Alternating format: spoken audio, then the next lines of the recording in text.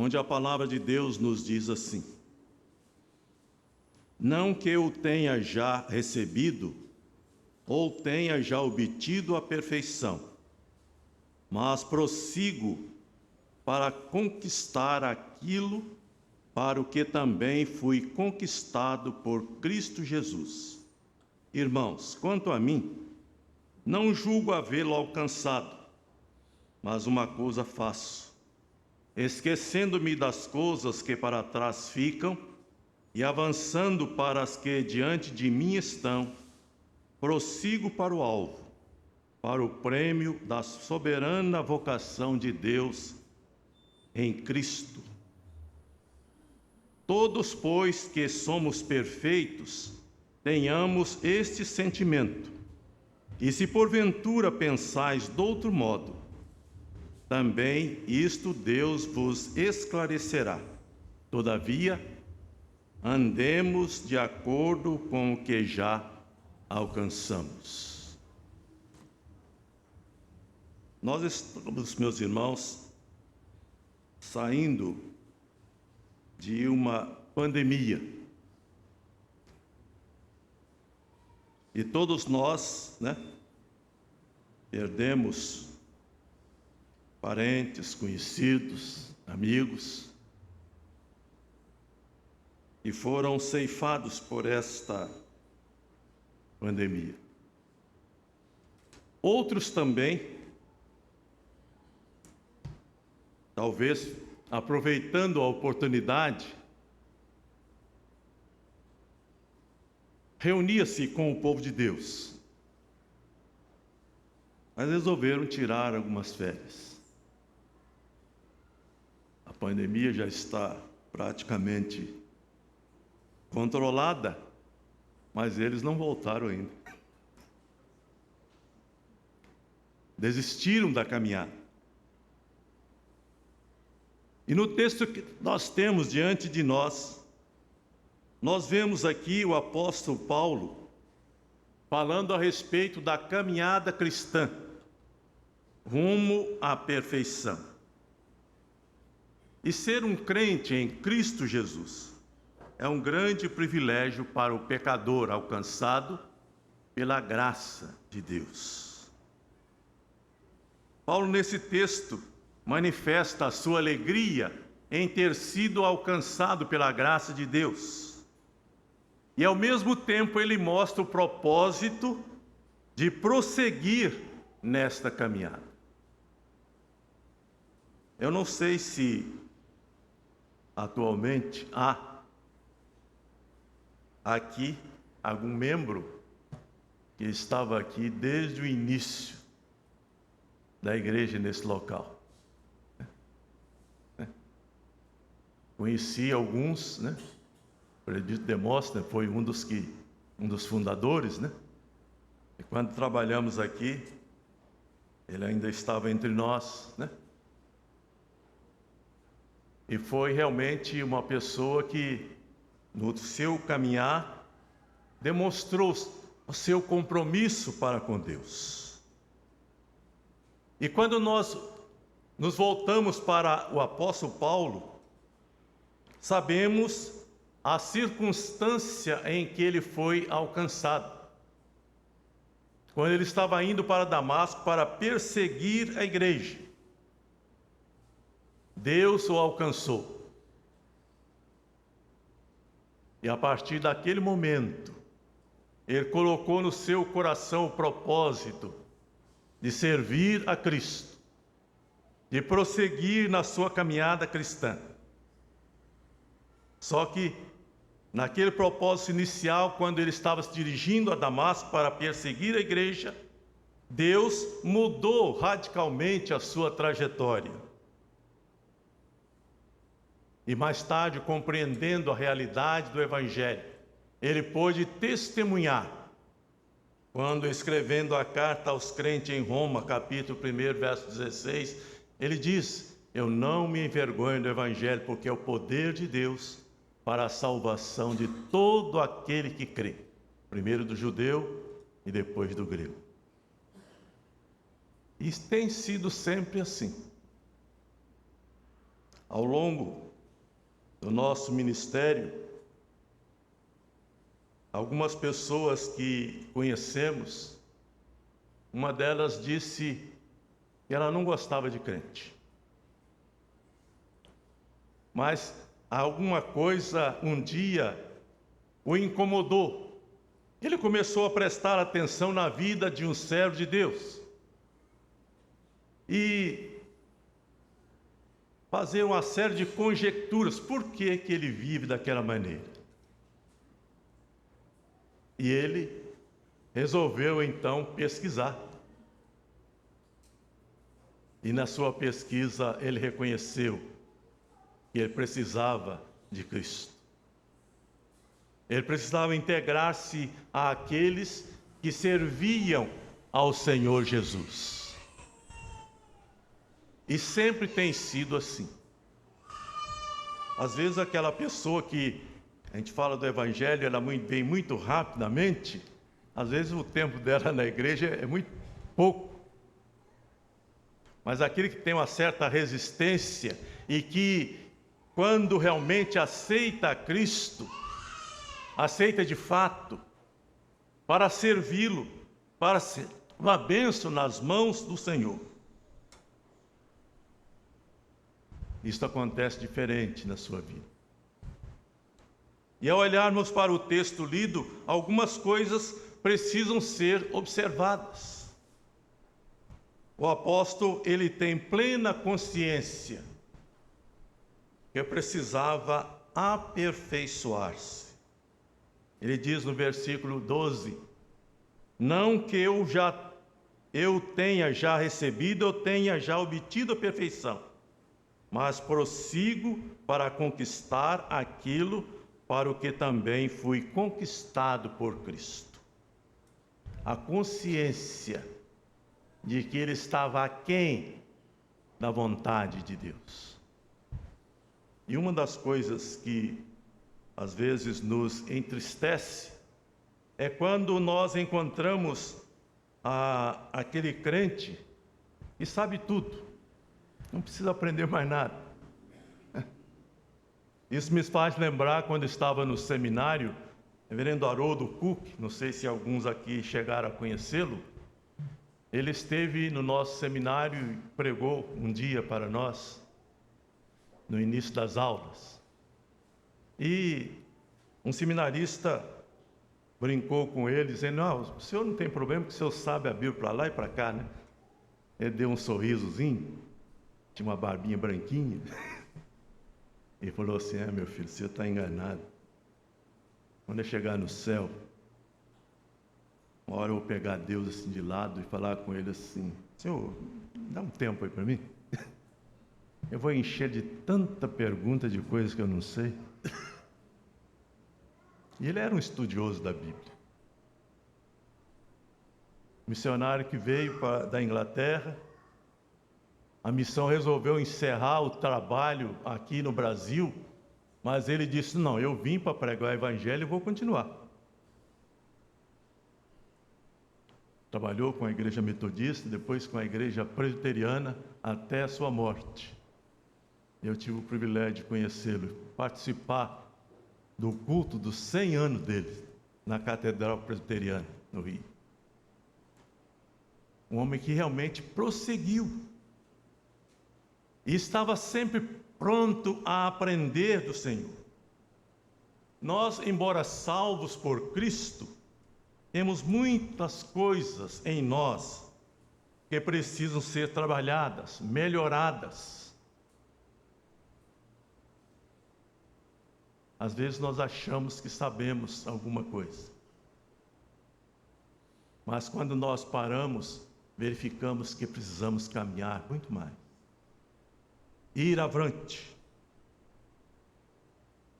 Aqueles que não conhecem a Bíblia, não têm uma experiência com Deus, muitas vezes têm a tendência de, ao lidar com um crente, às vezes é um amigo que se converte, e ele passa a entender: bom, se agora é crente, tem que ser 100% perfeito. E às vezes na classe catecúmeno, sabe aqueles que já trabalharam com a classe catecúmeno? Certa vez estava lecionando e falando a respeito da santidade. E o crente, segundo a Bíblia, é um santo. E fiz a seguinte pergunta: vem cá, santo peca? E alguém falou: não, acho que ninguém é santo, né? Não, mas na Bíblia o santo peca.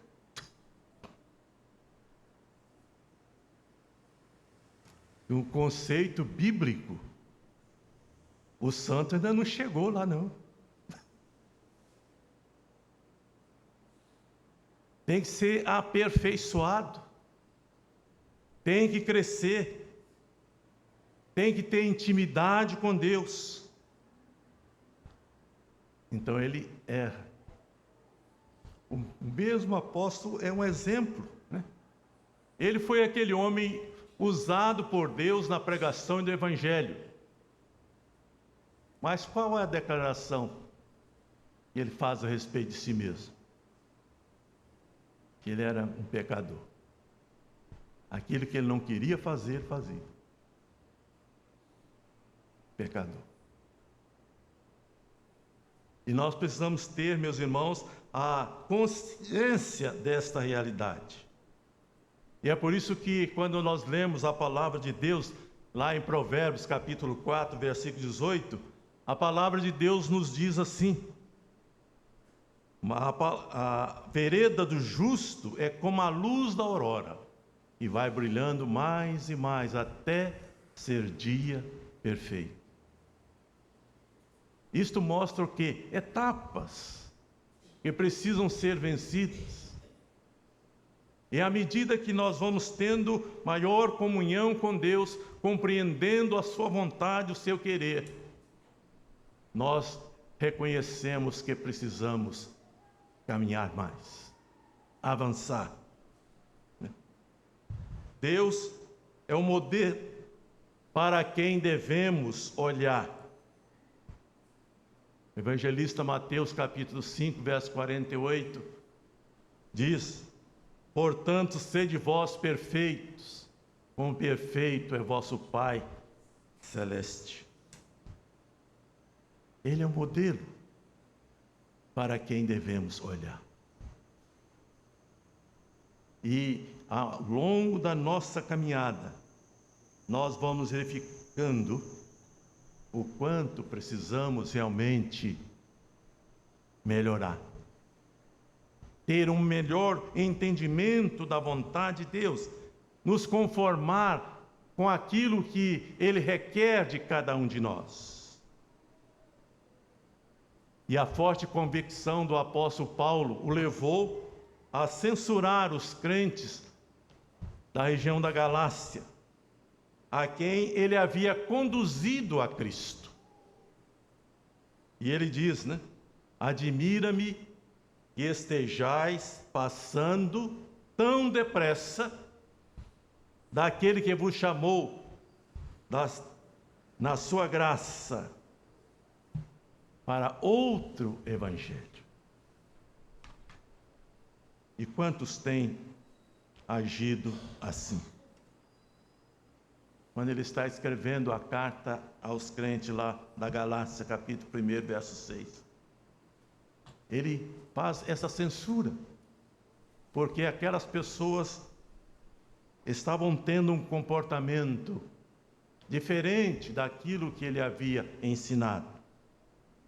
E nós somos orientados a sermos firmes até a morte, se necessário. Como Deus disse aos crentes da igreja em Esmirna: ser fiel até a morte, e dar-te-ei a coroa da vida. E quantos que, por este mundo afora, têm tido as suas vidas ceifadas pelo testemunho que dão de Cristo Jesus. Mas eram perfeitos? Não, estavam a caminho, assim como cada um de nós. Mas além de reconhecer a necessidade de aperfeiçoar-se, O apóstolo faz também aqui outra declaração importante, e nós devemos prestar atenção sobre ela. Esquecer as coisas que para trás ficam. Irmãos, quanto a mim, não julgo havê-lo alcançado, mas uma coisa faço, esquecendo-me das coisas que para trás ficam e avançando para as que diante de mim estão, prossigo para o alvo. Há pessoas que ficam presas ao passado e deixam de viver o presente. Principalmente se este passado foi um passado triste, humilhante, como aconteceu com os israelitas. Deus, pela sua graça, os salvou, enviou Moisés que os tirou debaixo daquela pesada escravidão. E quando eles estavam no deserto, o que a Bíblia nos informa a respeito? Eles começaram a se lembrar quando estavam no Egito, reclamar do alimento, mas lá no Egito nós tínhamos comido à vontade, se esquecendo da situação humilhante em que tiveram de enfrentar ali. E no caso do apóstolo Paulo, muitas são as coisas que ele, por certo, desejava esquecer. Com sua ajuda, ele contribuiu para a morte de Estevão, o primeiro mártir do cristianismo. A Bíblia diz de que aqueles que apedrejaram Estevão, ele tomou as suas roupas, ficou com elas, para que eles ficassem mais livres para realmente atirar as pedras em Estevão. E certamente o apóstolo, quando se lembrava dessa realidade, ele queria realmente apagar isso da sua memória, esquecer. As várias perseguições que ele promoveu contra a igreja, maltratando os crentes, humilhando aqueles que faziam a vontade de Deus. E muitos que aqui estão nesta noite, por certo, também desejam esquecer de muitas coisas que fizeram antes de se converterem a Cristo. Quando se lembram delas, sentem vergonha, tristeza, mas elas aconteceram. E é por isso que o apóstolo aqui, ele mostra qual deve ser a nossa atitude, uma vez que estamos num novo patamar. Deus nos colocou numa nova situação, agora para que nós sejamos instrumentos que Ele possa usar. Esquecer das coisas negativas, terríveis, vergonhosas, que fizemos lá atrás. Porque agora nós temos um compromisso com o Senhor Jesus. Conhecemos a verdade e sabemos aquilo que Deus requer de cada um de nós. E quando nós lemos a carta aos Hebreus, nos fala lá que temos a rodear-nos uma nuvem de testemunhas. E é por isso que nós precisamos ter sempre o cuidado nas nossas palavras e naquilo que nós fazemos. Porque é uma cobrança. A pessoa que não tem um compromisso com Deus, não tem Cristo como Senhor da sua vida, pode fazer o que quiser. Mas ele não é muito censurado, e alguns são até aplaudidos. Mas o crente é diferente. Qualquer deslize, há uma cobrança. Você não pode fazer isso não, porque você é crente. Você é discípulo de Cristo. Isto mostra para nós que o Evangelho requer de cada um de nós a coerência na nossa vida de relacionamento com Deus. E é por esta razão que muitos, às vezes, até começam a caminhada, mas não prosseguem, interrompem. Quando surge uma oportunidade, eles desaparecem. E principalmente os oficiais da igreja, que têm mais relação com isso, quando um crente desaparece, né, vão lá visitá-lo, o camarada tem tanto argumento para apresentar, né, por que ele está ausente e tal, né, mas são, às vezes, a maioria daqueles argumentos são furados. Não vale, mas eles os apresentam.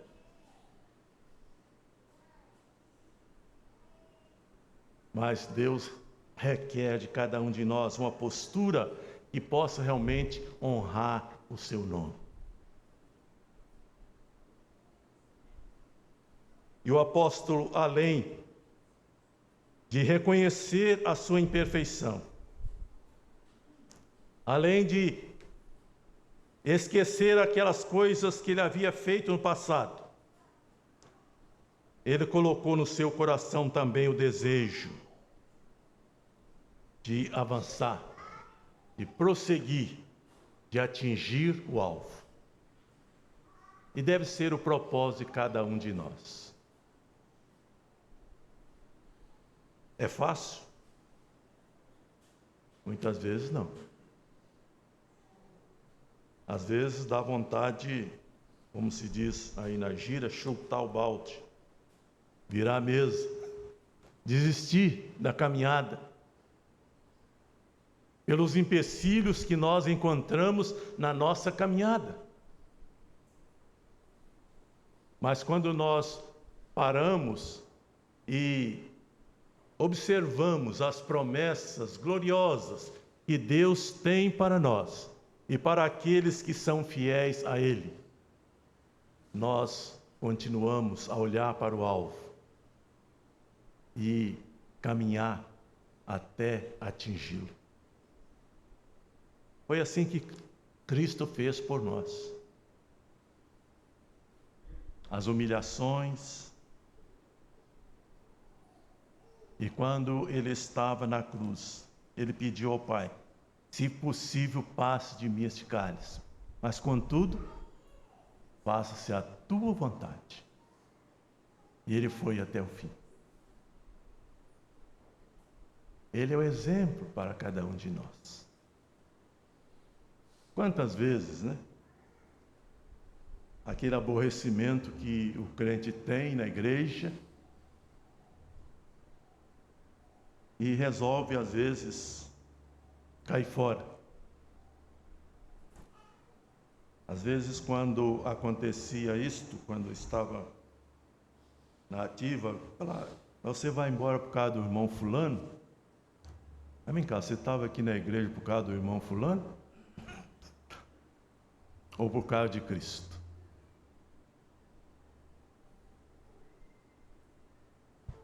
Não se esqueça, a Bíblia diz: cada um de nós daremos contas de nós mesmos a Deus.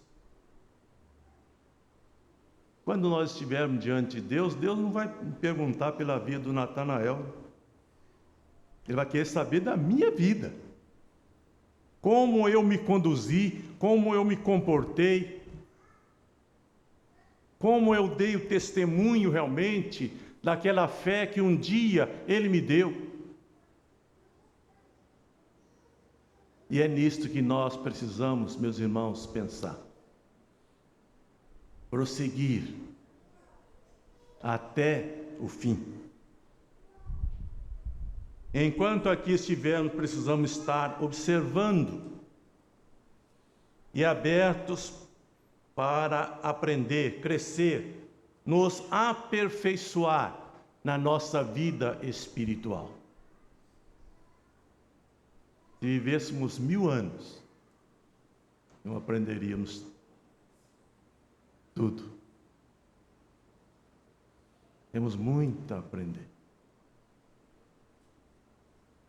Às vezes, temos aquela tendência, né?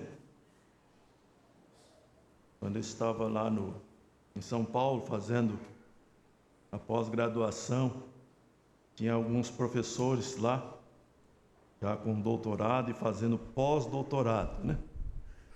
E às vezes, enquanto a gente fazia uma pergunta, ele falou assim: olha, eu não vou te responder agora, não. Eu vou pesquisar depois. Eu não sabia. A responder na hora. Mas às vezes nós, que sabemos bem menos do que eles, queremos achar que sabemos tudo. Não sabemos, não. Precisamos ter a humildade de reconhecer que nós precisamos aprender mais. Precisamos estudar mais.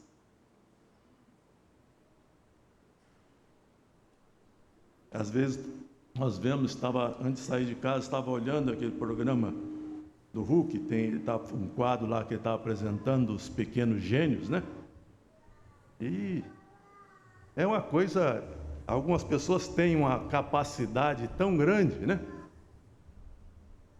Às vezes até com uma calculadora você não conseguia somar aquilo tudo que ele perguntava. O menino respondia rapidinho assim. Um lá respondeu todas as perguntas, não errou nenhuma. Só que nem todo mundo é assim, né? Há aquele crente que às vezes tem 6 meses na igreja. Ele dá 10-0 naquele que tem 10 anos. Estuda mais, é mais caprichoso. Se torna benção. E às vezes se torna até alvo assim de uma certa inveja. Trabalhei numa igreja, uma pessoa que tinha pregado o evangelho para outra, ela se converteu, aquele irmão foi eleito diácono, e certa vez conversando com aquela pessoa, ela manifestou essa certa inveja. Eu evangelizei o fulano já é diácono, não sou nada aqui da igreja. Mas por quê?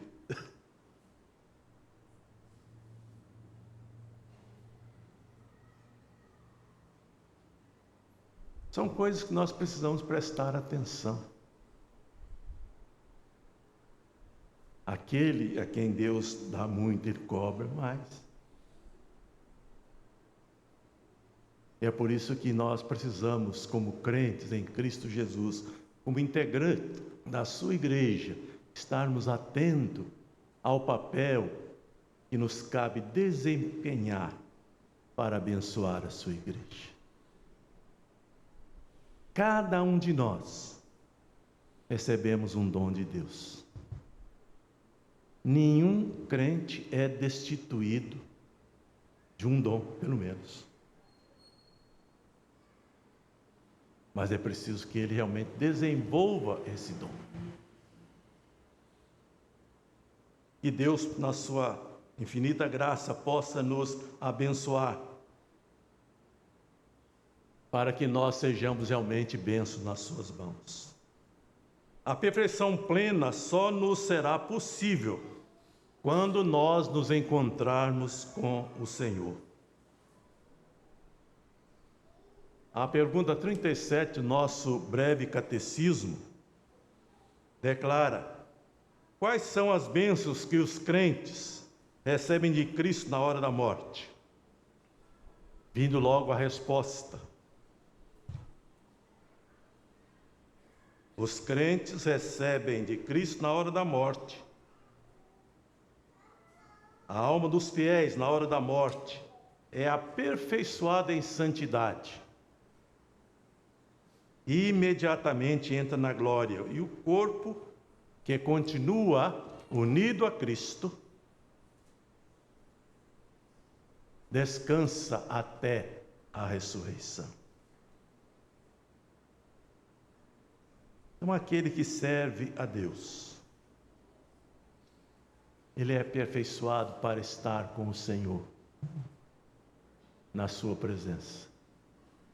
o pecado é eliminado, não pode entrar no céu. Então Deus o aperfeiçoa.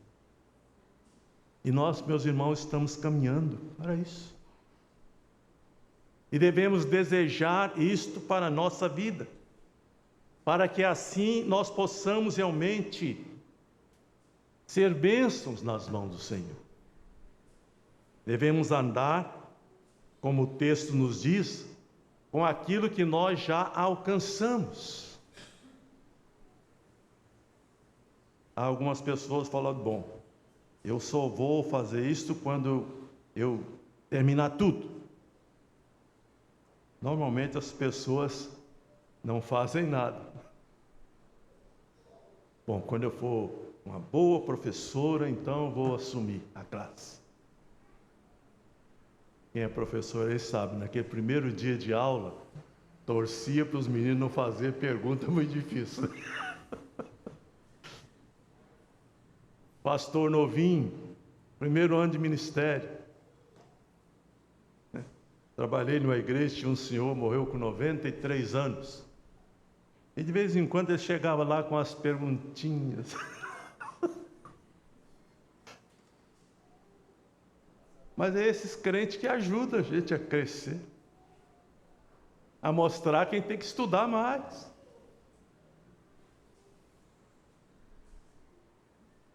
Porque eles mostram para nós que nós precisamos ir além. Mas você deve desenvolver o seu talento, o dom que Deus te deu, com aquilo que você já alcançou do Senhor. E assim você vai ser bênção nas mãos do Senhor. E a minha pergunta nesta noite a você é: como você está caminhando rumo à eternidade? Querendo ou não, todos nós estamos nos dirigindo para lá. A nossa estada lá será debaixo da bênção de Deus ou não? Deve ser a nossa pergunta. A Bíblia nos diz que Jesus é o caminho, a verdade e a vida. E Ele tem um prêmio preparado para aqueles que o aceitarem. Compete a você e a mim aceitar ou não esse prêmio. O que você fará? Como você tem se comportado em relação a esta oferta do Senhor Jesus? A minha oração nesta noite é que Ele o ajude, para que de maneira honesta você possa realmente agir de tal maneira que naquele dia você possa ouvir dele aquela palavra: vinde, bendito meu Pai, e entrai na posse do reino, pois está preparado desde a fundação do mundo. Ele, pois, abençoe a cada um de nós. E vamos, meus irmãos, desenvolver aquilo que Deus tem colocado nas nossas mãos. Porque assim, não só seremos gratos ao Senhor pelas bênçãos que Ele tem reservado para nós, mas seremos instrumentos nas suas mãos para abençoar também outras vidas. Ele, pois,